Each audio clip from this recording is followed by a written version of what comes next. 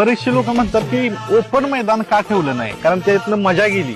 हे आदत दुसरा मैदान का ठेवलं? मला जरा बऱ्याच जणांचं फोन पण आले की आमच्या मित्रांची मजा गेली, मग तुमच्या मजेसाठी म्हणलं दुसरा कार्यक्रम ठेवतो. मागं ठेवलेला होता मी, नाही असं नाही.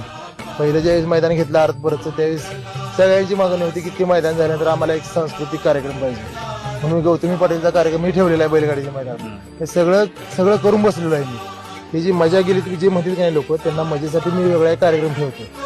पण जे आज मी घेतलेल्या निर्णयामुळे किंवा एक आदत एक बैल असेल की दुसरा बैल जे घेतलेलं आहे त्यामुळं शेतकऱ्यांचा फायदा झाला किंवा नाही झाला ते बैलगाडी मालकाने मला सांगा. ज्यांच्या बैलांची किंमत 50,000 होती ती 2 लाखाला गेला का नाही हे त्यांनी मला सांगावं. म्हणजे मी तुम्हाला सांगण्यापेक्षा त्यांनी सांगावं. आणि मी परवा ज्यावेळी मुंबईमध्ये पत्रकार परिषद झाली त्यावेळी मी प्रूफ घेऊन बसलो की 100 कोटीचे मी म्हणलं व्यवहार झालेत आतापर्यंत.